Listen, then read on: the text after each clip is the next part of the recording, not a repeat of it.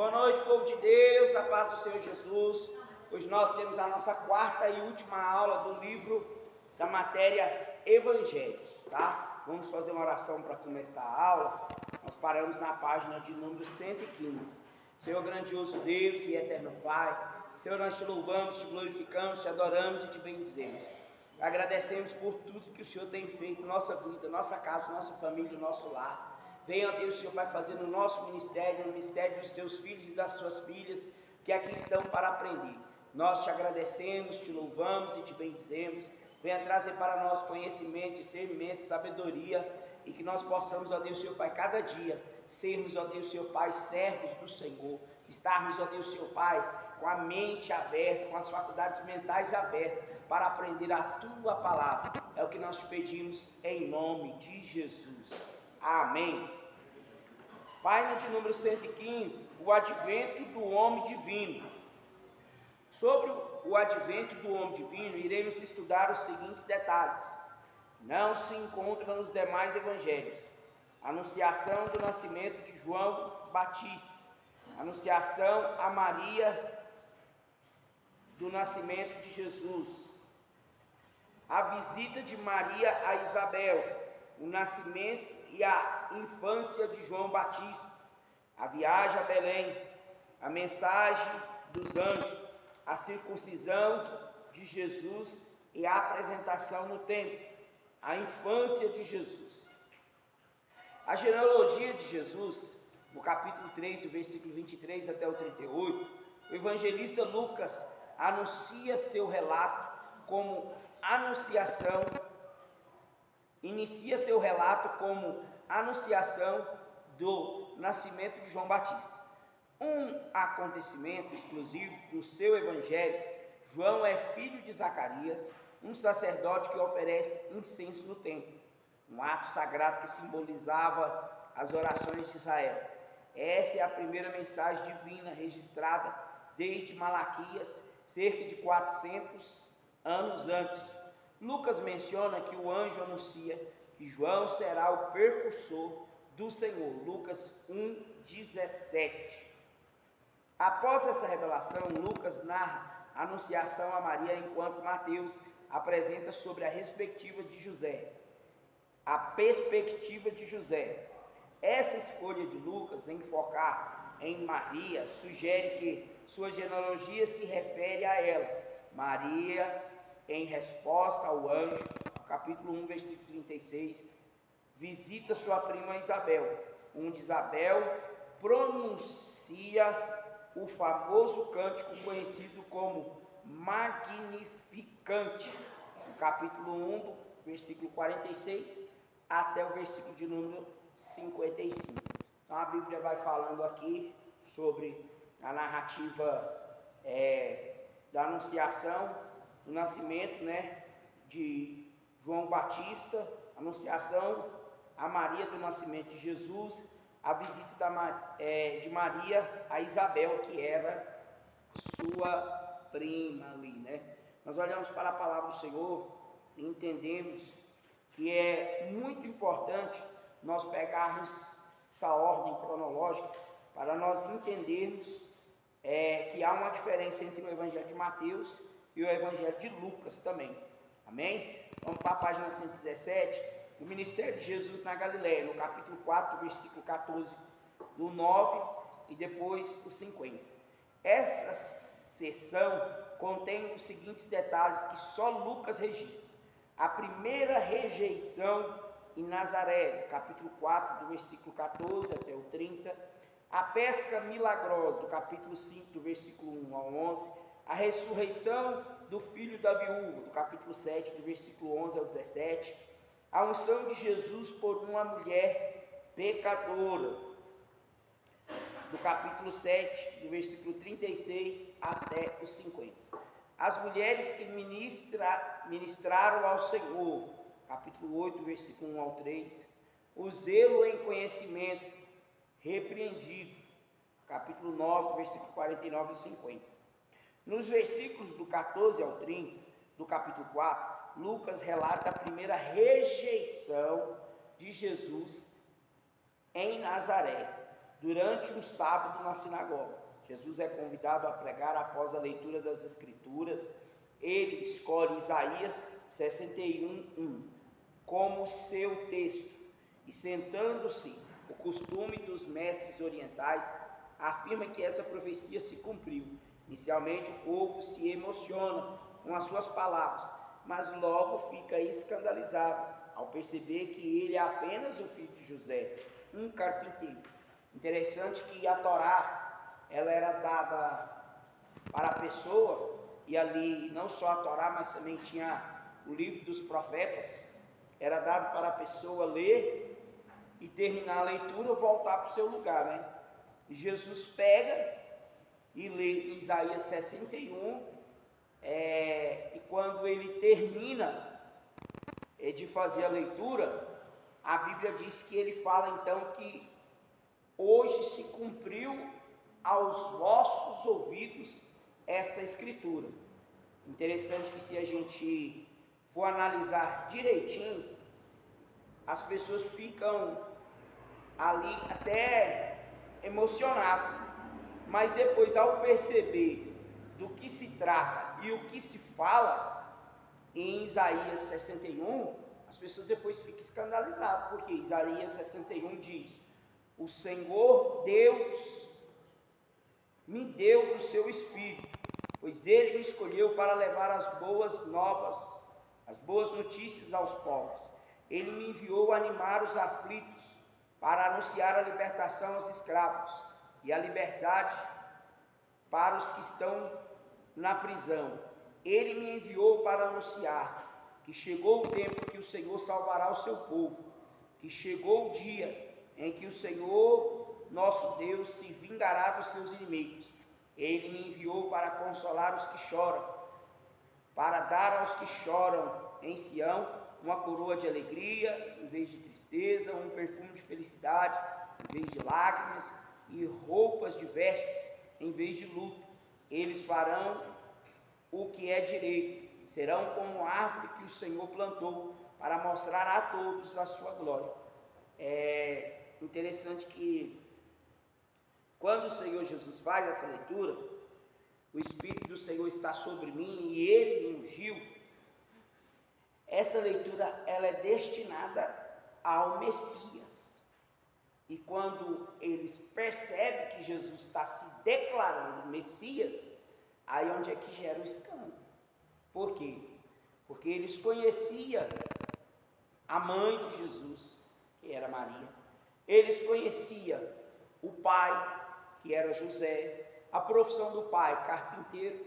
Como que o filho de um carpinteiro vem aqui no grande templo, né, na Assembleia de Deus, na sinagoga, que a palavra sinagoga significa assembleia, né? Como que ele vem aqui na sinagoga, ele vem aqui na Assembleia e se declara filho de Deus?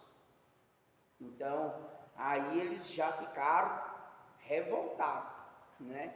Então, essa é a primeira rejeição de Jesus devido a esse acontecimento. Amém? Vamos focar em alguns acontecimentos para a gente tentar tocar em todos, e se a gente, na realidade, ler todos e tocar em alguns. Vamos para a página 119. Seu ministério na Pérea. Nesta sessão, notamos os seguintes detalhes, mencionados só por Lucas. A rejeição de Jesus pelos samaritanos, no capítulo 9, do versículo 51 ao 56. A missão dos 70, do capítulo 10, do versículo 1 ao 24. O bom samaritano, do capítulo 10, do versículo 25 ao 37. Marta e Maria, do capítulo 10, do versículo 38 ao 42.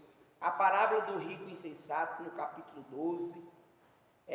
Uma lição sobre o arrependimento, no capítulo 13. A cura de uma mulher enferma, no capítulo 13 também. Discurso sobre a porta estreita, no capítulo 13. A admoestação de Herodes, no capítulo 13. A cura de um homem hidrópico, no capítulo 14 também. A real hospitalidade e a parábola da grande ceia, no capítulo 14. Discurso sobre o assunto de calcular as despesas, capítulo 14. Parábola da graça e a admoestação, capítulo 15 e 16. uma lição sobre a fé, no capítulo 17, os 10 leprosos, capítulo 17, do versículo 11 ao 19, a parábola do juiz injusto e do fariseu e do publicano. Olha, são 3 parábolas do capítulo 18, versículo 1 ao 14. A conversão de Zaqueu, no capítulo 19, parábola das minas, também no capítulo 19. Então, para a gente escolher aqui, vamos pegar Lucas, capítulo 18. Vamos tocar aí na parábola do juiz injusto, do fariseu e do publicano. Lucas, capítulo de número 18, versículo 1 ao 14. Jesus contou a seguinte parábola, mostrando aos discípulos que devia orar sempre e nunca desanimar. Em certa cidade havia um juiz que não temia a Deus e não respeitava ninguém. Nessa cidade morava uma viúva que sempre procurava para pedir justiça, dizendo: ajuda-me e julga o meu caso contra o meu adversário. Durante muito tempo o juiz não quis julgar o caso da viúva, mas afinal pensou assim: é verdade que eu não temo a Deus e também nem respeito ninguém, porém, como esta viúva continua me aborrecendo, vou dar sentença a favor dela. Se eu não fizer isso, ela não vai parar de vir me amolar até acabar comigo. Eu estou fazendo a leitura na NTLH, que é a nova tradução de linguagem de hoje. Olha para você ver que a diferença de algumas outras traduções. O juiz falou assim: se eu não dar sentença para essa mulher, ela não vai parar de me atormentar, de me amolar até ela acabar comigo. Verdade é que eu não temo a Deus, eu não respeito aos homens. Nessa tradução da NTLH, ela falou assim: eu não respeito ninguém, mas essa mulher me atormenta demais. Isso é um exemplo que o próprio Senhor Jesus dá. Sabe por quê? A gente quer uma coisa de Deus e tem que pedir, até a gente receber, né? Vamos lá? O próximo agora, já falando do juiz injusto, vamos falar do fariseu. Versículo 6. E o Senhor continuou: preste atenção naquilo que o juiz desonesto diz. Será então que Deus não vai fazer justiça a favor do seu próprio povo, para gritar por socorro dia e noite? Será que ele vai demorar para ajudá-lo? Eu afirmo a vocês, ele julgará o favor do seu povo e fará isso bem depressa.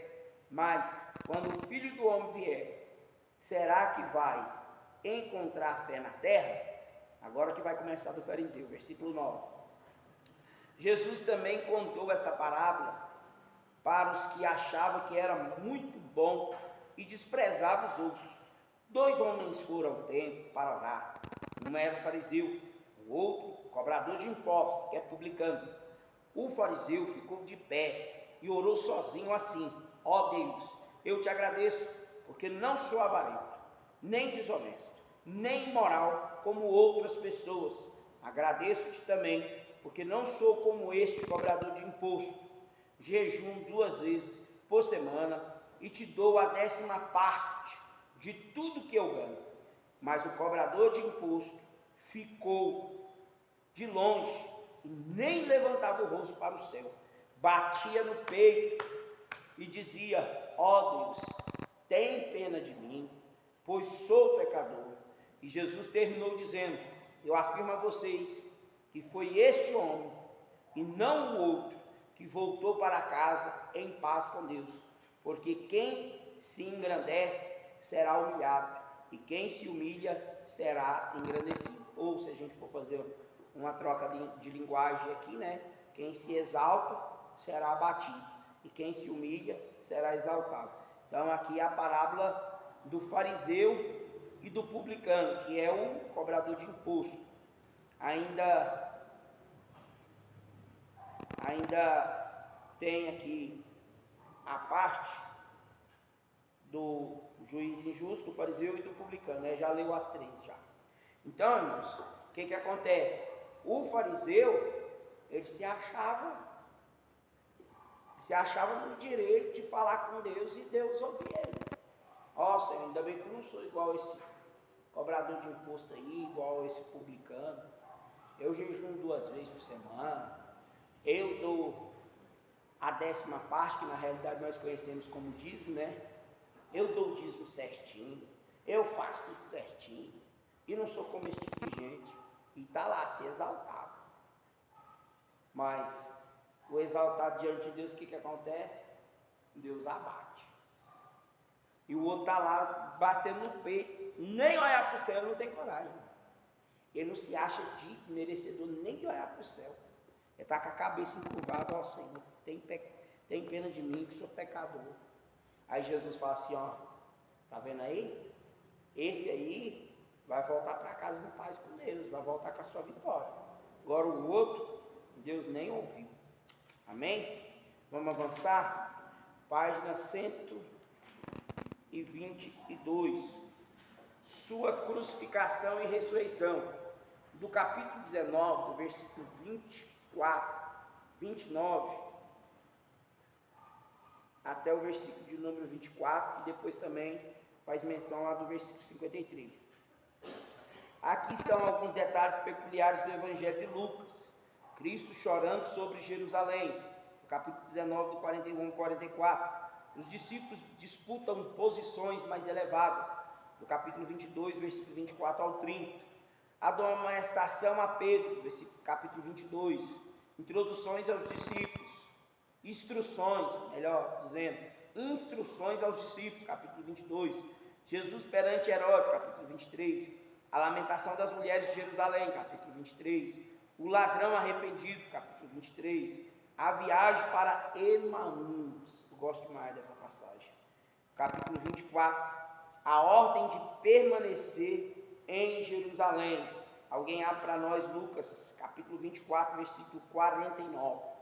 Enquanto a pessoa abre, e quem abrir dá um sinal com a mão. Não precisa ficar de pé não, só dá um sinal com a mão que eu vou pedir para ler.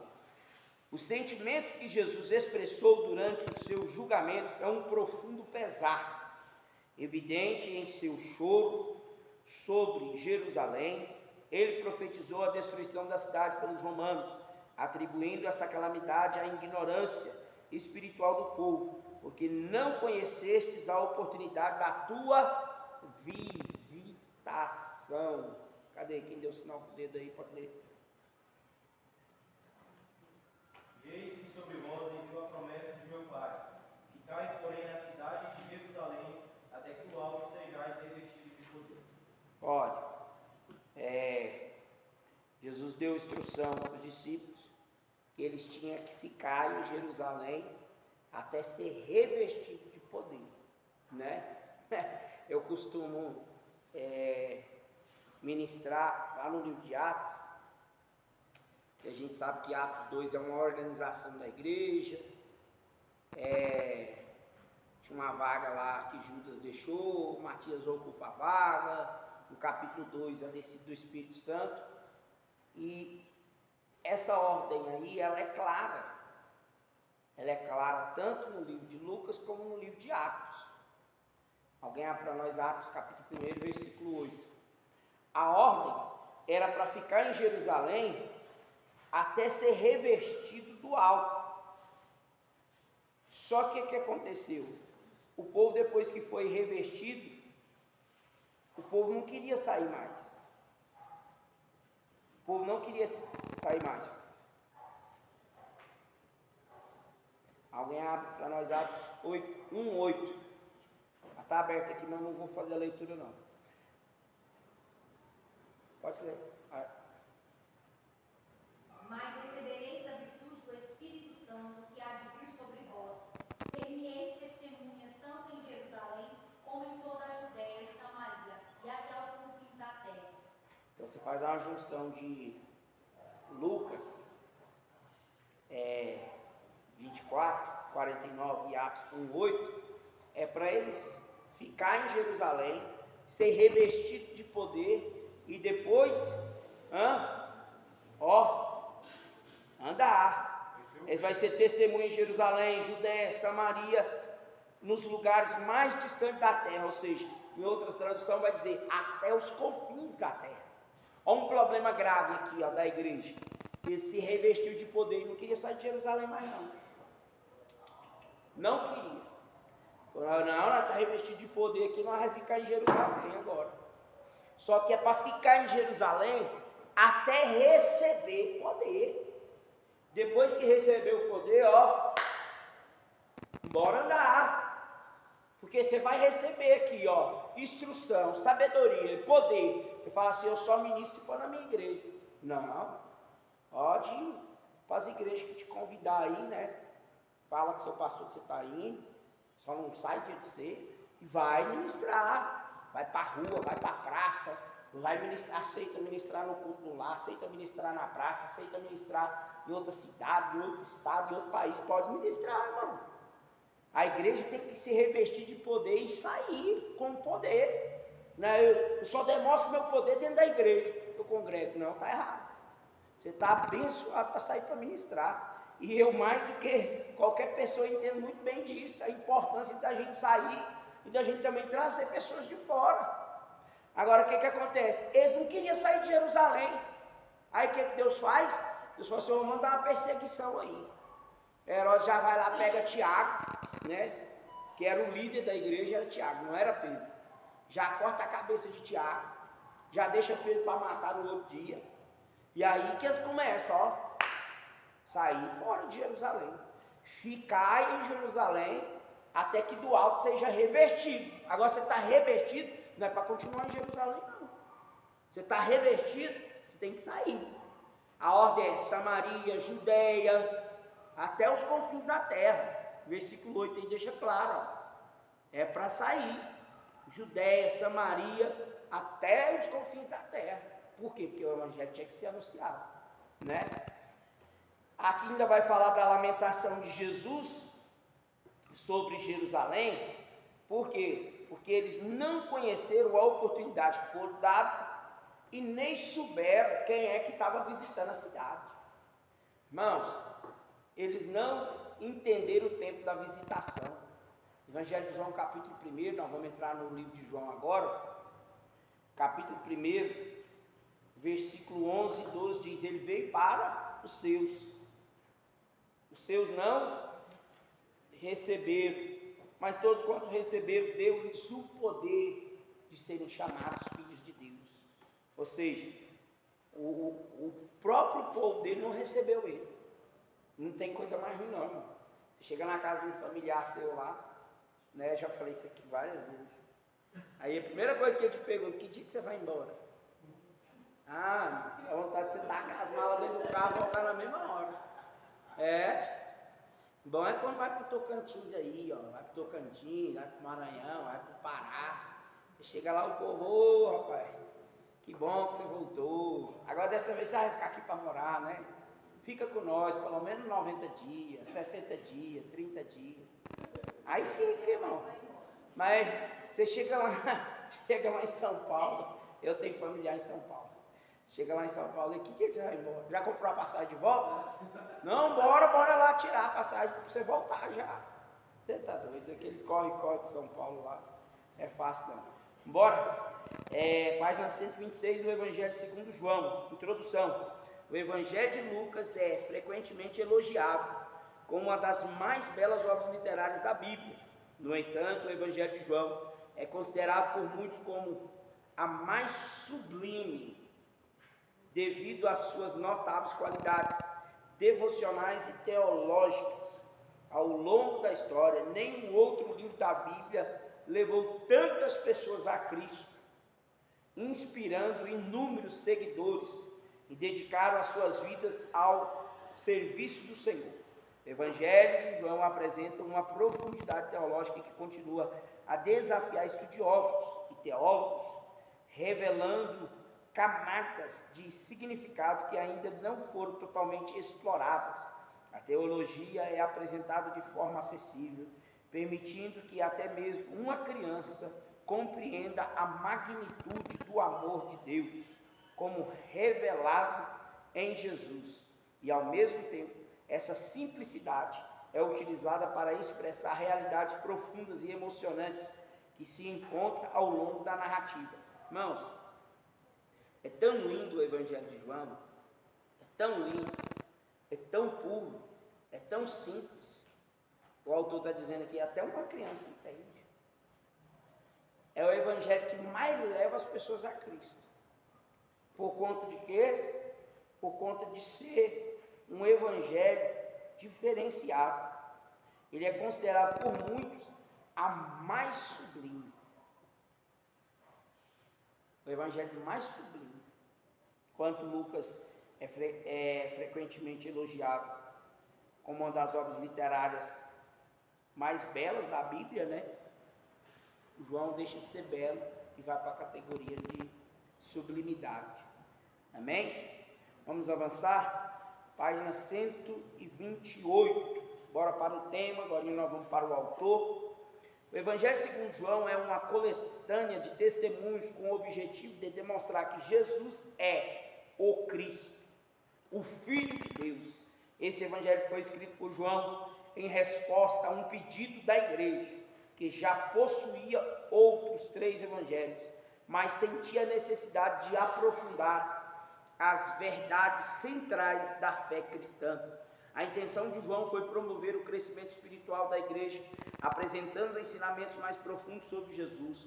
O autor compartilha a essência da pregação cristã como um conjunto de verdades espirituais recebidas de Jesus, as quais, sem dúvida, revela ao Logos divino aos seres humanos. O principal propósito de João é mostrar Jesus Cristo como o Verbo encarnado de Deus para todos os cristãos. Embora o verbo não seja a tradução ideal para o termo grego, Logos, parece não haver outra tradução que capture totalmente o seu significado. Não é por acaso que o Evangelho de João começa com a mesma frase de Gênesis, no princípio. Em Gênesis 1:1, a expressão inicia a narrativa da criação original, enquanto João, ele marca o começo da nova criação. Em ambas as narrativas, a palavra de Deus é o agente da criação. O termo logos, traduzido como verbo, em algumas versões, é uma tradução imperfeita e, em alguns textos eruditos, opta-se por deixar o termo em grego. O termo logos tinha um significado conhecido em algumas escolas gregas de filosofia, onde representava o princípio de razão em ordem subjacente ao universo, aquilo que molda o mundo material, define a alma racional do ser humano. No entanto, ao interpretar o Evangelho de João, é importante não buscar o pano de fundo do seu pensamento e linguagem, exclusivamente no contexto filosófico grego. Então, tem essa questão com os cuidados de linguagem, né? Pelo fato de ter, sim, alguns atritos com algumas palavras, né, do grego, mas a essência desse evangelho, ela é muito forte. É o tanto que ele já começa dizendo no princípio, assim como Gênesis começa também falando no princípio, né? Se a gente for ler aqui João, capítulo de número 1, vai dizer, no princípio era o verbo, e o verbo era Deus, e estava com Deus e era Deus, desde o princípio. Então sempre vai tocar nessa questão aí do princípio. Só que se você for pegar em outras traduções que a gente tem hoje, já vai trocar essa palavra verbo pela palavra a palavra. Aqui na NTLH, no princípio aquele que é a palavra já existia. Ele estava com Deus e era Deus. Desde o princípio a palavra estava com Deus. Ou seja, algumas pessoas falam assim, mas quem é Jesus? Jesus é a própria palavra. Ele é a própria palavra. Amém? Vamos lá? Página 129 do autor. A identidade do autor do 4º evangelho tem sido alvo de grande debate entre estudiosos modernos, que em geral divergem quanto à sua autoria. Muitos defendem que o autor exato é menos importante do que o conteúdo e a mensagem do Evangelho, especialmente devido à falta de evidências definitivas. Há mérito nessa perspectiva, pois a mensagem central merece atenção. Contudo, a questão de autoria não é irrelevante. Se houver evidências razoáveis de que uma testemunha ocular apostólica entre por trás desse Evangelho, isso lhe confere um peso particular. Por outro lado, caso o autor seja alguém do segundo século que nunca presenciou os eventos relatados ou viu Jesus em pessoa, a situação é diferente. Para confiar plenamente nos escritos, é compreensível desejar a segurança de que o autor seja verdadeiro ao afirmar: e vimos a sua glória, como a glória do unigênito do Pai. João 1,14. Em linhas gerais, a academia europeia abandonou há muito a visão tradicional de que o apóstolo João teria sido o autor do quarto evangelho. Alguns especialistas sustentam que João, um dos 12 apóstolos, deu origem à tradição, mas não foi o redator direto. Outros acreditam que um certo João, o ancião de Éfeso, que viveu no final do primeiro século, poderia ser o autor. Existem ainda outras propostas que sugerem João Marcos, Lázaro e até mesmo João desconhecido, discípulo de Jesus, em Jerusalém, e conhecido do sumo sacerdote. Estudiosos conservadores na Europa e nas Américas, contudo, defendem que há evidência suficiente para afirmar com razoável segurança que João, filho de Zebedeu, foi o autor do Evangelho. Alguns admitem a possibilidade de que ele tenha utilizado uma amanuense ou secretário para a composição do texto, como Paulo fez com o Tércio em Romanos 16, 22, alguém abre para nós, e Pedro com Silvano, em 1 Pedro 5, 12. Qualquer conclusão sobre a autoria, porém, precisa considerar cuidadosamente tanto as palavras do autor quanto o testemunho da igreja primitiva. Então aqui, irmãos, há algumas pessoas tentando tirar a autoria do livro de João, só que não dá para tirar, porque, por exemplo, se você for olhar para Paulo é o autor de 13 livros, mas Paulo não escreveu os 13 livros. Ser o autor é uma coisa, ser o escritor é outra coisa. Dos 13 livros de Paulo ele tinha seu secretário lá, que era Marcos, ele tinha Tércio em Roma, então ele tinha os seus secretários. Lucas era o médico amado que estava sempre com ele também, então ele tinha um secretário dele, mas o autor, ou seja, eu estou narrando a história é minha, eu sou o autor. Agora escrever, você escreve aí, certo? Quem achou para nós Romanos 16, 22, pode ler. Eu, Tércio, que essa carta escrevi no saúde do Senhor. Olha, eu, Tércio, que essa carta escrevi. Quem escreve a carta? Tércio. Mas quem é o autor da epístola aos Romanos, escrito para Roma? Paulo. Paulo, na realidade, ele escreveu mais da metade do Novo Testamento. Escreveu mais da metade, né? Então vamos lá, 1 Pedro 5,12, quem achou? 1 Pedro 5,12. Vou ler aqui, se os irmãos demorarem, eu vou ler. Por Silvano, vosso fiel irmão, como cuido, escrevi abreviadamente, exortando e testificando que esta é a verdadeira graça de Deus, na qual está escrito. Olha aí para você ver, quem está escrevendo? Silvano. Mas a epístola é de quem? De Pedro. Epístola é de Pedro. Falar em Pedro, deixa eu esclarecer algo aqui. Pedro está narrando, Silvano está escrevendo. E existe muita gente que fala assim, Pedro era um homem iletrado. E lá em Atos fala que Pedro e João curou aquele homem, o paralítico, e eles foram consultar e foram perceber que Pedro e João eram homens iletrados. Iletrados, irmãos, não significa que Pedro e João eram analfabetos. Tá? Iletrado é que estudava-se antigamente muitos anos para obter um conhecimento das Escrituras. Então, Pedro e João não estudou essa quantidade de anos igual estudava os saduceus, os fariseus e outros grupos, não. Por isso falar, eles são iletrados. É a mesma coisa que eu falo assim, não, vou trazer uma pessoa para dar aula para vocês, mas ele não entende nada de teologia, de Bíblia, mas vai dar aula para vocês. Deixa eu dar aula.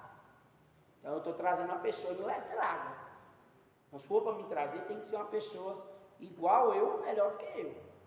Entendeu? Tem que ter o conhecimento das Escrituras. Para trazer a pessoa aqui para falar, vocês não vão entender. Não vai adiantar nada.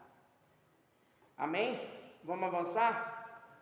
Página 131, sobre a questão da data. Assim como ocorre com a autoria e a datação do quarto evangelho, tem sido alvo da extensa controvérsia. As propostas da sua data, composição, varia desde o início da era cristã até o final do primeiro século. E todos sabem aí, né, que João, ele alcançou aí uma graça de viver aí muitos anos, né? Então, tem a questão da datação certinha aí. É bom a gente forçar aqui um pouco mais a leitura para a gente catar essa data aqui, tá bom? Um marco que ajuda a limitar essa datação é o papiro 52, o fragmento de João 18, encontrado no Egito e datado na primeira metade do segundo século, aproximadamente 130 anos depois de Cristo. Se o Evangelho de João já circulava no Egito no primeiro quarto do segundo século, é razoável supor que ele foi escrito bem antes disso, permitindo tempo suficiente para o seu transporte ao Egito. Isso indicaria que o Evangelho foi composto antes da virada do século, né? E na página 132 nós vamos agora falar da questão do lugar, mas sempre vai achar, irmãos, fragmentos, papiros, documentos que evidenciam aí algo sobre as Escrituras, amém? Vamos agora pegar a localização, o lugar, página 132. A tradição da igreja primitiva aponta com clareza que o quarto evangelho foi escrito em Éfeso, na Ásia Menor. Irineu afirmou que o discípulo que repousou sobre o peito de Jesus produziu o evangelho enquanto residia em Éfeso, contra as heresias 3:1. É um texto lá deles lá. Né? É significativo também que o movimento montanista, com sede próxima na Frígia, utilizava o quarto evangelho devido à sua doutrina, conforme relatado em Atos 18 e 19. Ainda havia seguidores de João Batista em Éfeso por volta dos anos 50 e 55 depois de Cristo. Olha para você ver, João Batista morreu 50, 55 anos depois de Cristo. Ele ainda tinha seguidor. Olha para você ver. No Evangelho de João, o autor reduz o papel de João Batista, enfatizando seu testemunho sobre Jesus, o que sugere que o Evangelho pode conter uma polêmica secundária direcionada contra os seguidores do Batista. Outras cidades foram propostas como possíveis locais de origem, mas sem grande aceitação. Alexandria foi considerada devido às semelhanças com a literatura de Filó e os textos de sabedoria e o papiro 52, descoberto no Egito, parece apoiar a circulação do evangelho na região. Então o lugar que foi escrito foi lá em Éfeso. Amém? Vamos ver agora o propósito, página 133. Ao contrário dos autores dos evangelhos sinópticos, o autor do quarto evangelho inclui uma declaração clara do seu propósito em João 20:31. Estes foram escritos para que vocês creiam que Jesus é o Cristo, o Filho de Deus, e para que crendo tenha vida em seu nome. Mesmo com essa afirmação, estudiosos discutem o seu objetivo. Foi evangelístico ou de fortalecimento da fé, pois uma variação textual sugere duas interpretações: que o evangelho foi escrito por inspirar a fé em novos crentes ou para confirmar a fé dos já convertidos. Em ambos casos, João visa mostrar que Jesus é o Messias, o Filho de Deus. Amém? Alguém abre para nós aí João 2:12. João 2:12. Evangelho de João, capítulo 2, versículo 12. Quem achar já pode ler. E depois disso desceu para Cafarnaum, e sua mãe e seus irmãos, e seus discípulos ficaram ali, não muitos dias. Olha para você ver aqui, ó. No livro dos Sinais, João 2:12, há um foco evidente nos judeus, como o evangelho possivelmente destinado aos judeus da diáspora, para que não se repetisse o erro dos líderes que rejeitaram Jesus. Embora João use o termo judeus cerca de 68 vezes, como conotação negativa, geralmente refere-se aos líderes que se opuseram a Jesus, não a nação como um todo. Depois disso, Jesus e sua mãe, seus irmãos e seus discípulos foram para a cidade de Cafarnaum, ficando ali alguns dias. É o João 2:12. Então nós entendemos aqui que, ao contrário de muitos autores dos evangelhos sinópticos, ele inclui uma declaração clara do propósito. Qual que é o propósito? Porque tem um propósito aqui, irmãos. Tem um propósito aqui claro. O propósito do evangelho aqui é claro, né?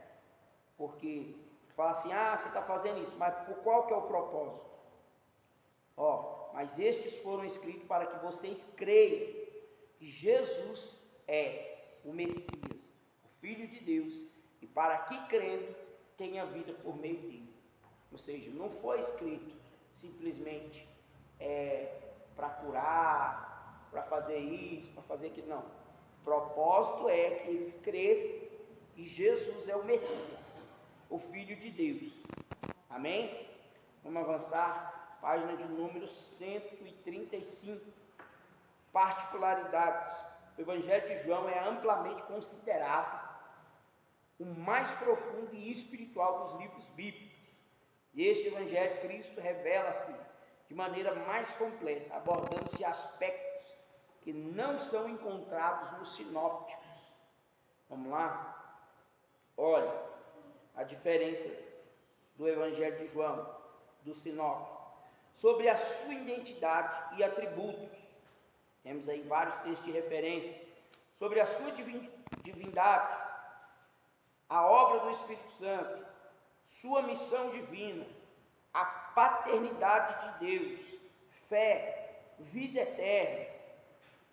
Então, só para os irmãos entenderem que tudo isso aqui, sobre a sua identidade e atributos, sua divindade, a obra do Espírito Santo, sua missão divina, a paternidade de Deus, fé e vida eterna, é diferente dos sinópticos. Então, a quantidade de texto aí, né? Algumas pessoas falam assim, o Evangelho de João é o evangelho das águas. Nunca se viu tanto relato de águas como tem no evangelho de João. Você vê, aquela mulher lá vai tirar água, ela encontra com Jesus. O outro está lá no tanque de Betesda, encontra com Jesus. Se você for pegar aí, há várias referências e relatos, né? Mas a gente, nas suas particularidades aqui, a gente encontra sobre a sua identidade e atributos. Ele se apresenta como o Messias, no capítulo 4, versículo 26. O pão da vida, capítulo 6, versículo 35. Aquele que é de cima, capítulo 8, 23. O eterno, capítulo 8, 58. A luz do mundo, capítulo 9, versículo 5. A porta, capítulo 10, versículo 7. O Filho de Deus, capítulo 10, 36. A ressurreição e a vida, capítulo 11, versículo 25. O Senhor e Mestre, capítulo 13, 13. O caminho, a verdade e a vida, 14, 6. A videira verdadeira, 15, 1. Então tem todas as referências. Engraçado que sai um pouco aqui da revista e vamos aqui para algo que eu vi essa semana passada. Alguns nomes de Jesus, né? Ou de Deus. Engraçado que tem os 30 nomes de Deus, está aqui no celular, vou mandar lá no grupo para vocês depois. Olha para você ver, dos 30 nomes de Deus, a maioria está tudo aqui em João. Os 30 nomes de Deus. Ver se eu consigo ler para vocês aqui com um minuto. Os 30 nomes de Deus: Redentor, Isaías 59. Não vou ler os versículos, nós vamos dobrar o tempo. Redentor, Isaías 59. Senhor da paz, 2 Tessalonicenses 3. Maravilhoso e conselheiro, Isaías 9, 6. Curador, Salmo 103. Restaurador, Salmo 23. Espírito da verdade, João 16. O Senhor que provê, Gênesis 22. A minha força, Salmo 43. Refúgio da tempestade, Isaías 25. O Senhor que cura, Êxodo 15. Deus da consolação, Romanos 15. Fortaleza, Naum 1:7. Esconderijo, Salmo 32. Lugar de descanso, Jeremias 50. Vida eterna, 1 João 5, 20. Libertador, Salmo 70. Amigo, João 15. Luz eterna, Isaías 60.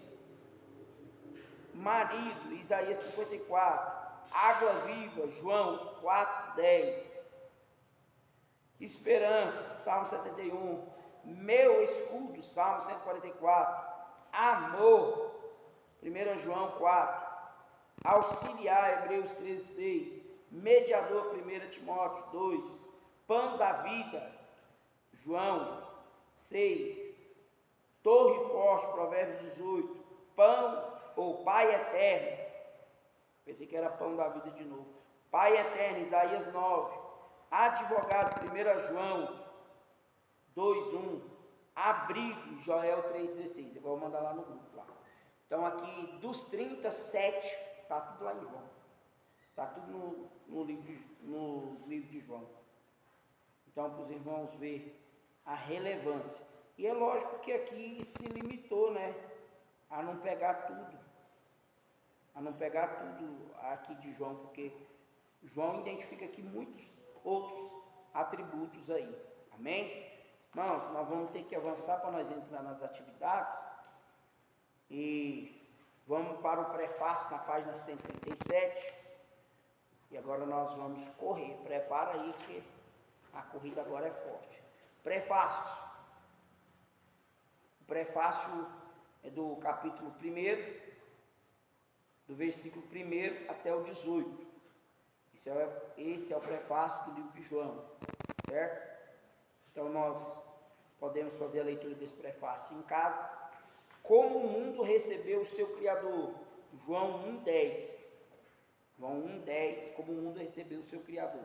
A palavra estava no mundo, e por meio dela Deus fez o mundo. mas o mundo não o conheceu, né? Então o mundo não conheceu Jesus, não. O mundo não. Quem conheceu aqueles que ele quis se revelar. Se o mundo tivesse conhecido Jesus, irmãos, você acha que eles tinham coragem de tratar Jesus da forma que eles tratou? Nunca. Nunca. Nunca. Às vezes a gente trata uma pessoa aqui e pensa que a pessoa é uma pessoa comum. Aí a pessoa fala assim, não, eu sou dono daquela empresa ali. A empresa, um exemplo, a Focus, que tem lá 800 caminhões, não vou nem falar a quantidade de funcionários. Aí o cara, eu sou dono daquela empresa ali. Aí você acha que a pessoa vai tratar a pessoa do mesmo jeito? Não vai, não. A pessoa está andando aí, a que você é? Não, eu sou filho do governador. Você toma até um susto, né? Então, se as pessoas reconhecessem Jesus como filho de Deus mesmo, o mundo tivesse conhecido ele como filho de Deus, não tinha tratado ele da forma que tratou, não. De jeito nenhum. O que recebe aqueles que acolhem Jesus? Aqueles que aceitam Jesus, aqueles que aceitam Cristo, recebem o direito de serem chamados filhos de Deus, como mencionado em João 1, 12 e 13. Isso explica uma nova identidade de relacionamento com Deus. O significado de João 1, 14. João Batista, seu testemunho sobre Jesus. A lei versus graça. Isso aqui é muito bom a gente tocar nisso aqui. A lei versus graça mostra um contraste entre a lei, dada através de Moisés, e a graça e a verdade que vieram por meio de Cristo, mostrando que Cristo inaugura uma nova relação entre Deus e a humanidade, onde a graça supera as exigências da lei. O Evangelho de João, ao focalizar na natureza, o Evangelho de João, ao focalizar na natureza celestial de Cristo e no ministério da encarnação, fornece uma visão da obra de Deus em Cristo, como manifestação da graça e da verdade divinas para todos. A manifestação de Cristo ao mundo, está lá em João 1,19, capítulo 6, versículo 71. Amém? Vamos avançar. Vamos fazer um contraste aqui de alguns livros. Vamos para a página 141. Nós fazer esses contrastes. Glória a Deus que chegou a água.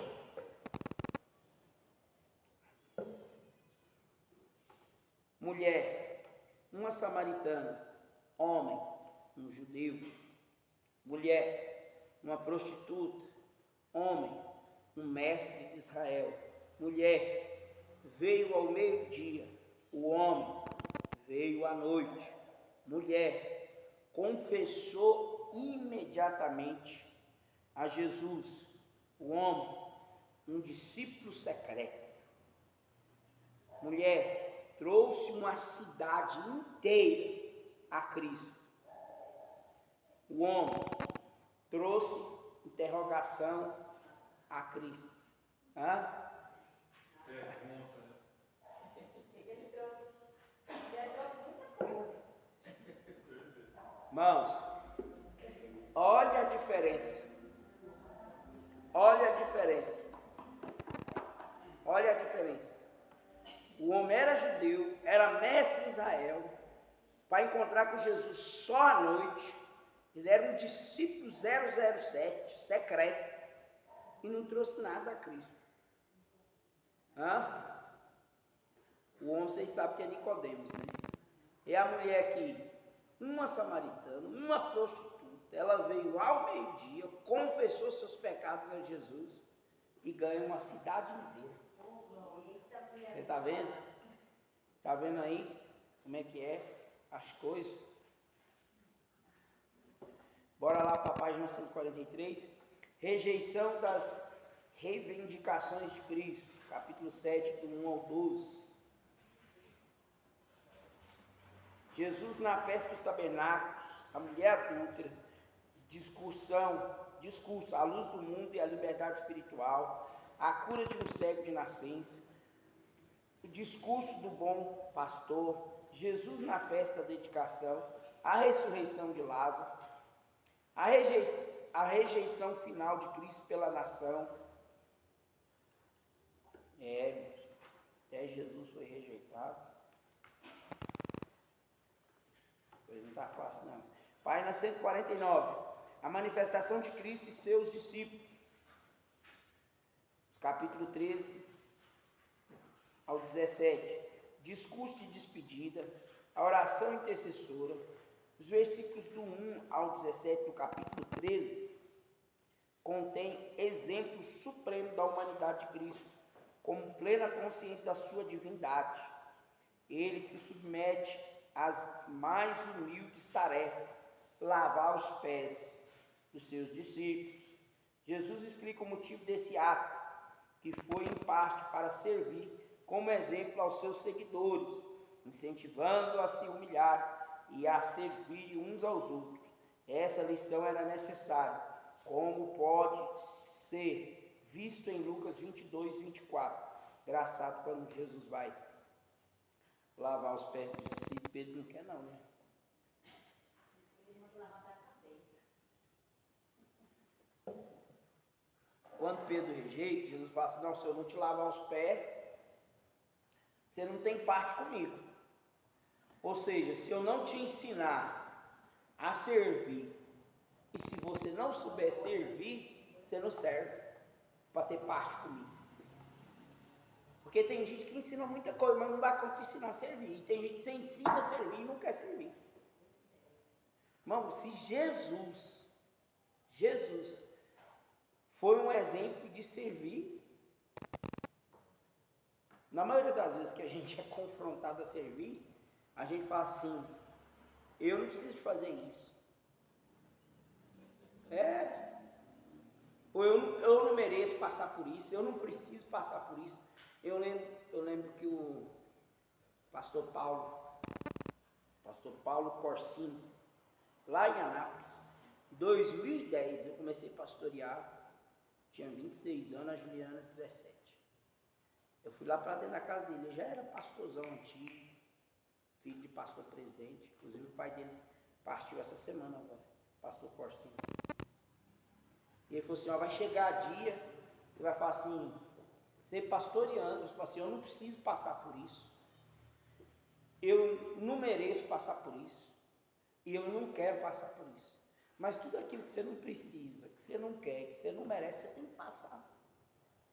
Se a gente for ver Jesus, irmão, o tanto de coisa que Jesus se submeteu, Jesus se submeteu a pagar imposto, Jesus se submeteu a lavar pé de discípulo, Jesus se submeteu à traição, Jesus se submeteu a ser vendido, cuspido, escarneado, cruz, morte de cruz, rejeitado pelos da sua nação. Irmão, é coisa demais, meu Deus do céu.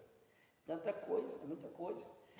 Página 151. Ter fé nele, preparação de um lugar, promessa de retorno.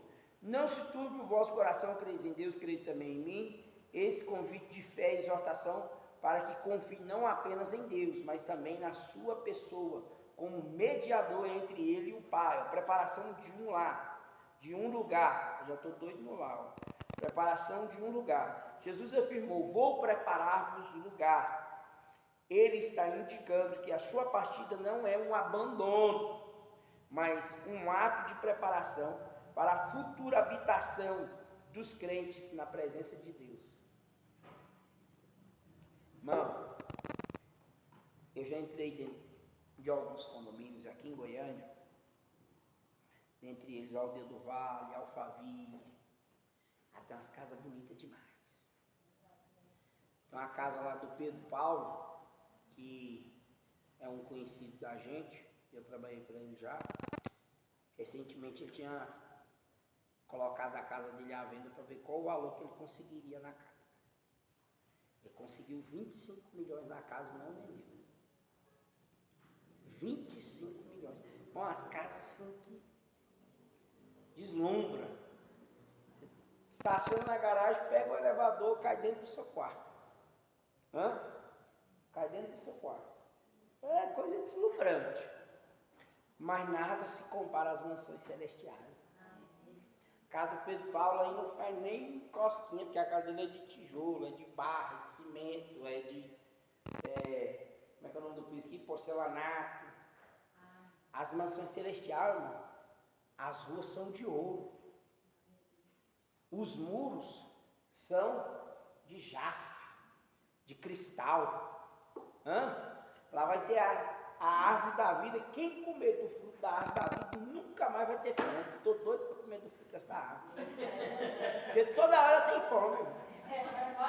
Eu já jantei, já estou com fome, já quero jantar de novo. Você está entendendo? Irmão, é coisa maravilhosa demais. É coisa assim que não dá para a gente raciocinar. Eu acho que Deus nem permite a gente ter acesso ao céu, uma visão real dentro do céu. Irmão, a pessoa que se ela vê o céu, ela entra em depressão aqui nessa terra aqui. Ela não quer viver mais nessa terra, não quer viver mais. Tem um amigo meu que trabalha na Saneago, ele trabalha na estação, trabalha na estação de tratamento de água.